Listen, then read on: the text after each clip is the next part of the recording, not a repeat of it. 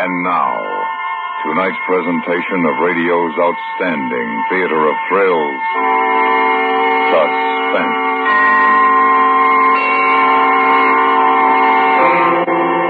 Tonight, we bring you a story of a murder and the body that couldn't be found. We call it The Lonely Heart.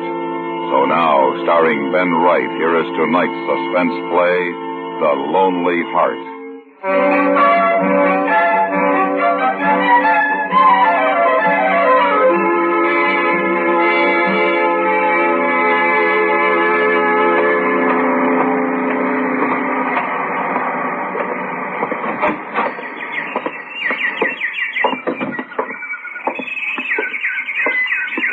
Good morning, sir. I shan't be a moment. Poor dear. You'll be happier alone. So sorry to keep you waiting, sir. Quite all right. Oh, terribly sad case that in the cage. Rather an odd hybrid. Canary and citral. Wasn't at all happy with the others, not at all. Such hybrids are so often sterile. It's tragic. Yes. How may I serve you, sir? A canary, of course. Such lovely friends they make, don't you think? Mr. Leach? Yes? Chief Inspector Finchley, Scotland Yard. Oh, my. I wonder if I may ask you a few questions, Mr. Leach. They concern your wife. We'd like to know what you did with her body.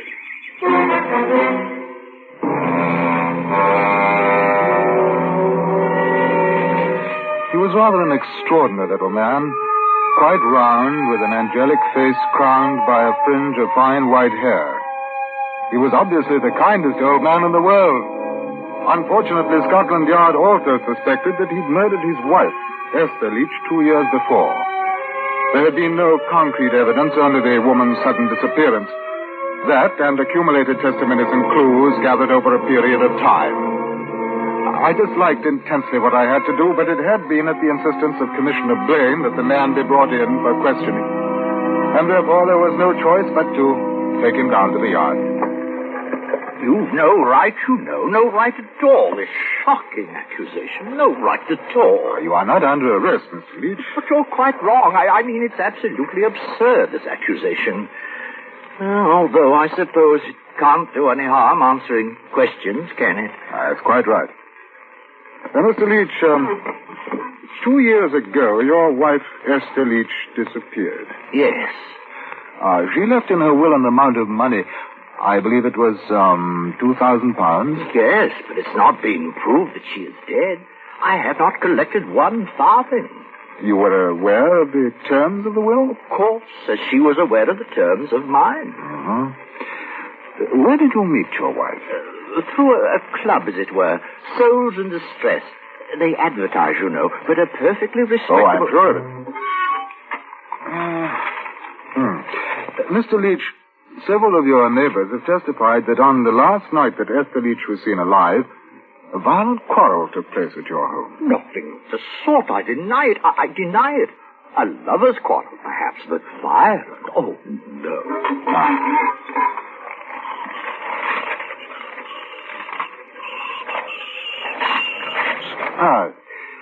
At the inquest, you stated that she left the following morning to take a holiday? Exactly.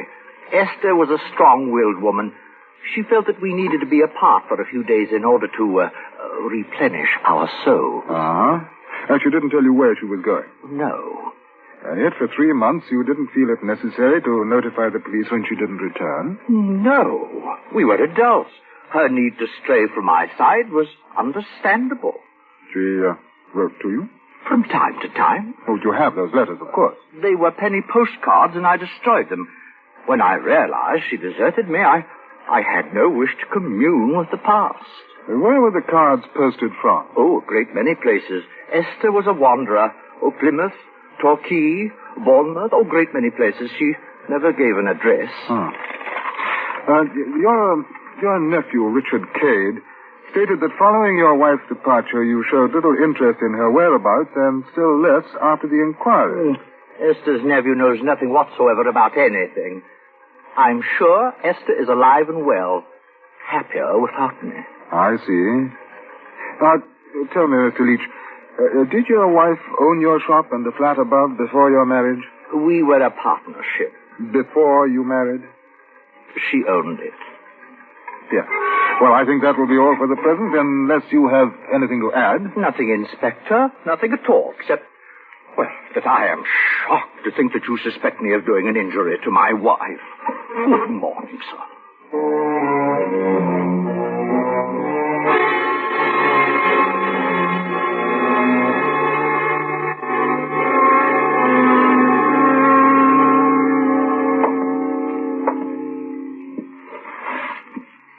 Now, look here, Finchley.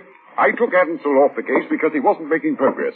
Now you tell me that I made the mistake. Well, you asked me, sir. All right. What would you have done?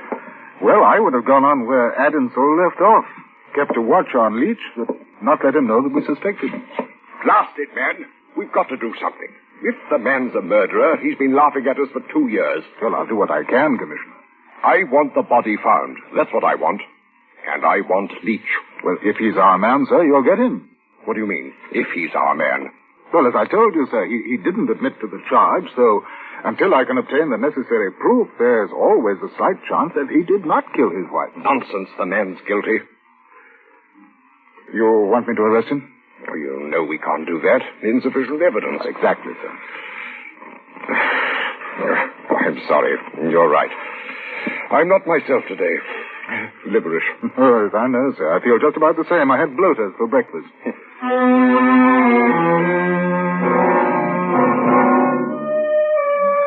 It was a nasty case, there was no doubt of that. And putting the suspect on guard had made it even more difficult. I went through Inspector Adamsel's report and noted one point which seemed to stand out. The nephew, Richard Cade, had been very insistent in his belief that his aunt had no intention of going away, and it was most unlike her to do so. I decided to pay a call on the gentleman. He owned a garage on the Old Kent Road.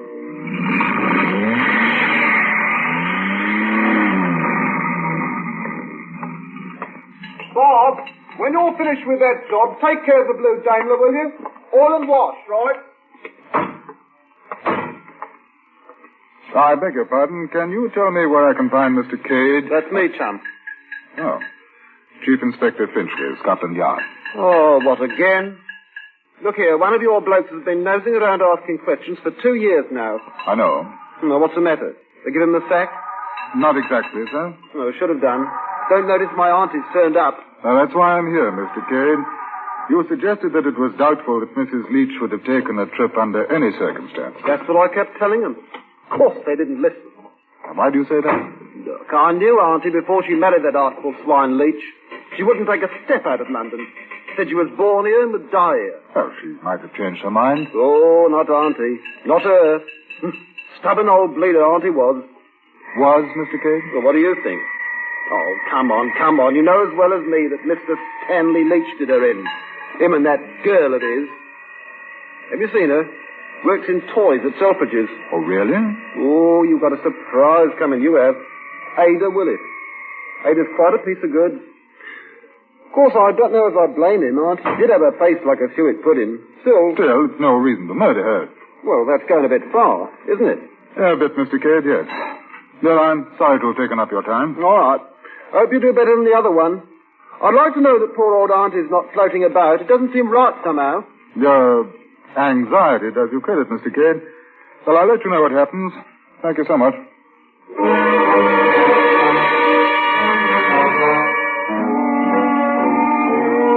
Now, this was something that had not been in Adamsel's report. A girl, Ada Willis. That piece of information from the morning nephew, I hoped, would bring us a step closer to the murderer, so I went to Selfridge's and to the toy department. It was early afternoon, and the floor wasn't crowded. A girl at the Meccano counter pointed out Ada Willis to me.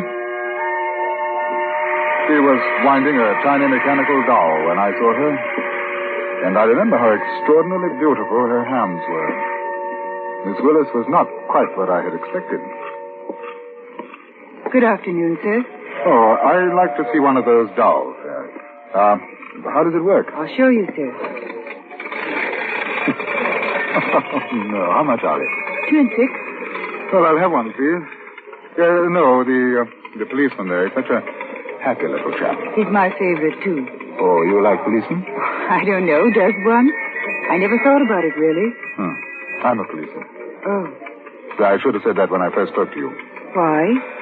Because I'm here on official business. Oh. Now I understand. May I ask you some questions, or would you rather wait until you get out? They concern Stanley Leach. I'm not allowed to chat with customers, but you're hardly that, are you? No. My name is Finchley. Chief Inspector Finchley.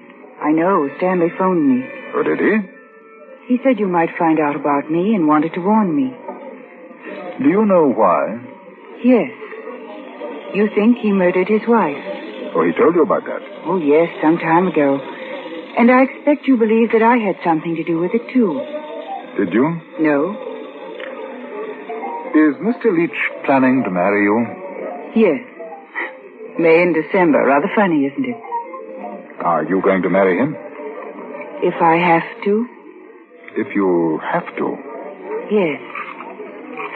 Unless I can find out what I want before that happens. Well, I'm not sure that I follow you. You suspect that Stanley killed his wife. Well, I know that he did, and I'll marry him if I have to prove it. What makes you so certain about Leach? Because if she'd gone away, as he said she did, she would have written to me. Is that all? And she would have come back. Nothing could have made her stay away. How do you know? I'm afraid I can't tell you. Don't you know that if this is to lead to an arrest, I'll have to find out? I suppose so. But at the moment, I can do more than you can. Even if you have to marry him? Even that.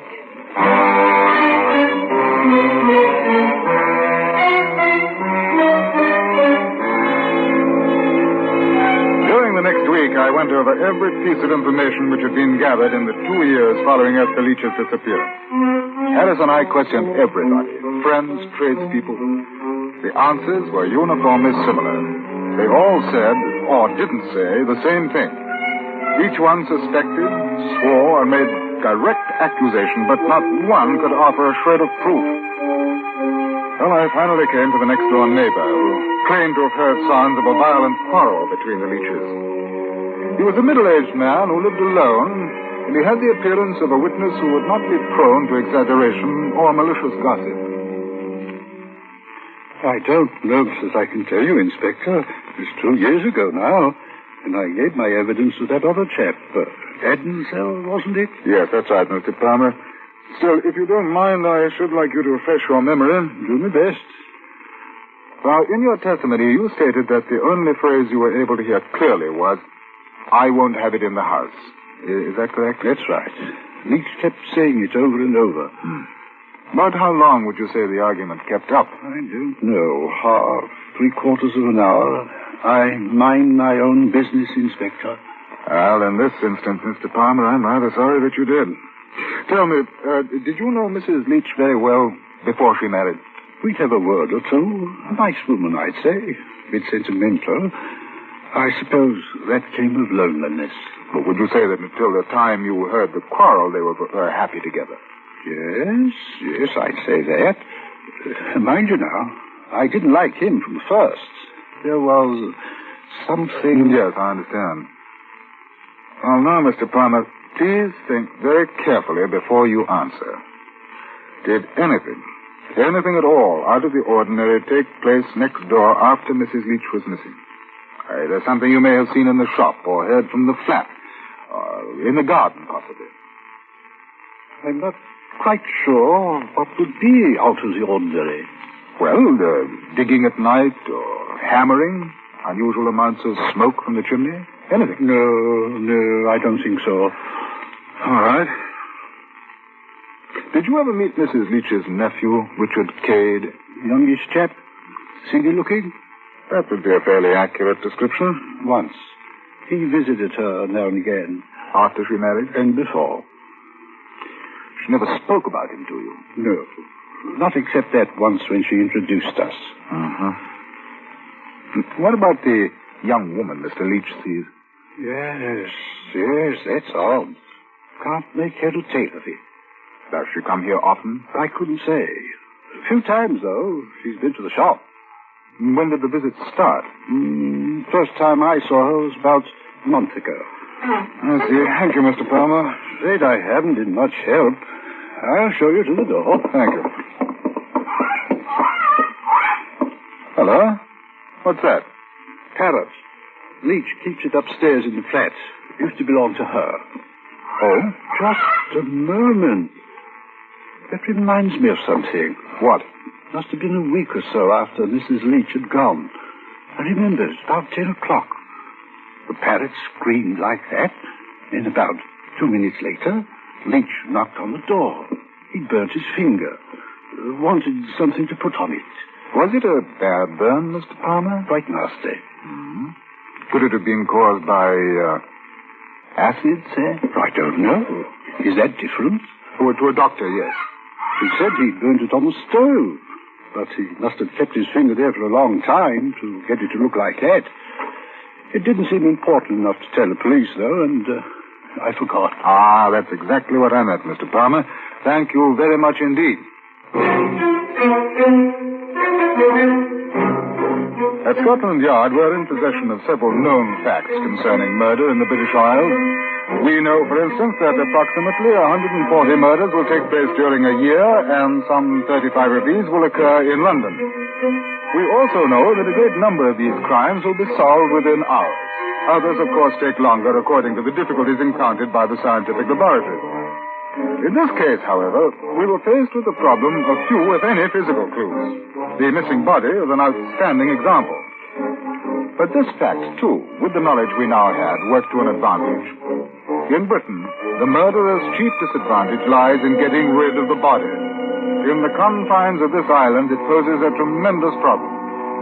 Now, with this in mind, I assigned Harris a task which I hoped would, in a few hours, lead us to the body of Mrs. Stanley Leach. For I knew now, without a doubt, that she was dead. Then I obtained the home address of Miss Ada Willis and went there.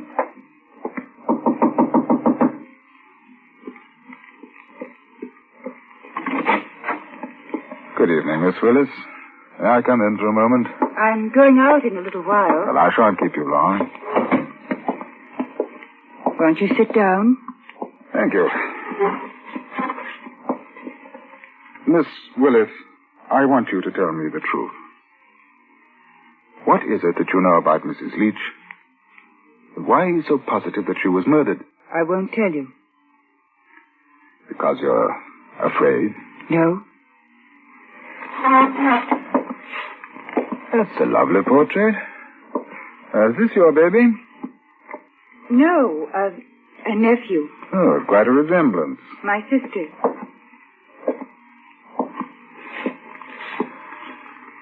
You haven't got a sister. Nor a brother.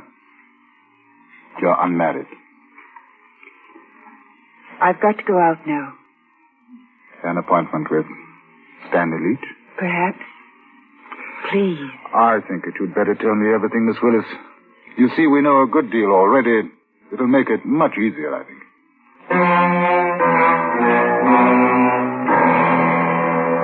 Although the information I received from Ada Willis was nearly enough, I made no arrest that evening. As a matter of fact, 4 more days to locate the body, and only then were we ready to proceed. With the evidence at hand, I called the principal witnesses and the murderer to the yard. Now, this was not done for the sake of a dramatic accusation, but rather with the hope that, confronted by absolute proof, the killer would make a confession, thereby saving the Crown a considerable amount of money. Ready, sir? All right, Harris, bring him in. Come in, please.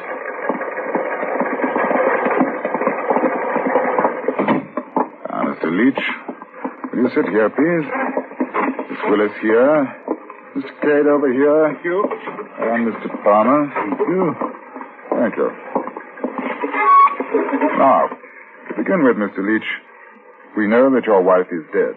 Oh, my. Due to the circumstances surrounding her disappearance, certain accusations have been leveled against you. I know. Unkind, terrible accusation. Mr. Cade, you stated that your aunt would never have taken a trip away from London. Right.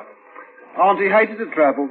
Never did. Oh, but you're mistaken. She did go. Very well. Now, Mr. Palmer, You testified that you heard a quarrel, that the words were not distinguishable except for one phrase. I won't have it in the house. That's what he said over and over again. Mr. Leach, would you care to tell me what it referred to? I don't quite remember, but... Could it have been a baby? A baby that Mrs. Leach was planning to adopt? Oh, good heavens, no. Miss Willis, you said that had Mrs. Leach gone away, she would have written and must certainly return. Yes. I had a baby 3 years ago. It was sent to an orphanage. Mrs. Leach was going to adopt it since I couldn't take him back myself. Ada, you didn't tell me. Go on, Miss Willis. I was working at Selfridge's. Mrs. Leach shopped there quite often. We became friendly. I told her about the baby. She never had one of her own. After she married Mr. Leach, she decided to adopt mine. Did you tell him about the idea? No, not until she made arrangements at the orphanage. That's when she told him the night before... The night before your wife took her trip, Mr. Leach. All right. That's why we quarreled. I admit that. But she said she was going away to give me time to think things over. Mr. Palmer, you said that a week later Mr. Leach came over one evening and asked for help. He had a burn on his finger. Yes, it was an acid burn, Mr. Leach, wasn't it? No. I burnt it on the stove. Really? Well, that brings us to the unfortunate woman's body. Sergeant Harris, would you ask Mr. Heath to come in, please? Mr. Heath, please.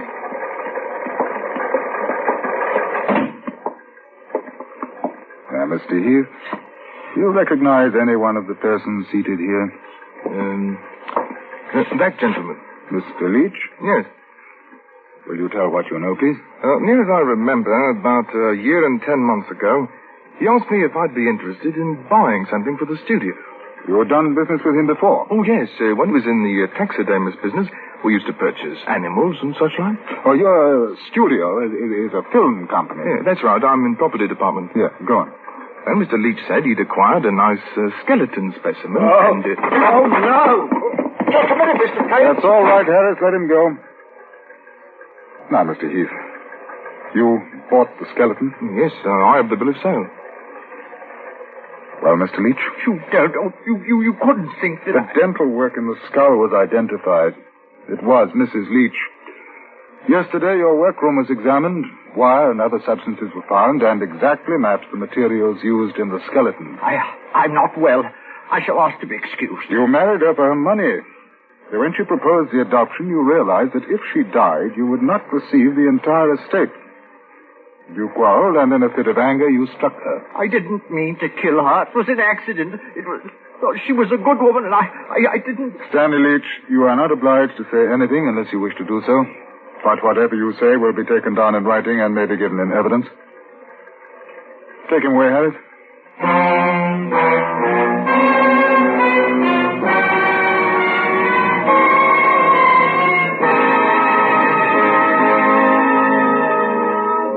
Our discovery of the skeleton involved a city-wide search, and had been based on the knowledge we possessed of Stanley Leach's background.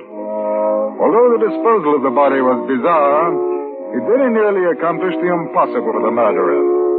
A perfect murder. What does not appear on the Scotland Yard record is the fact that Ada Willis was married a few weeks ago, and her baby is once again with her.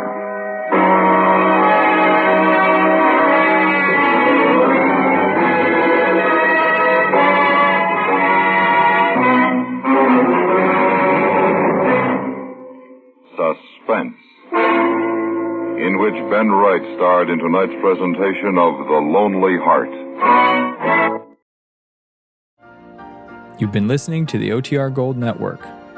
Find more classic radio at otrgold.com.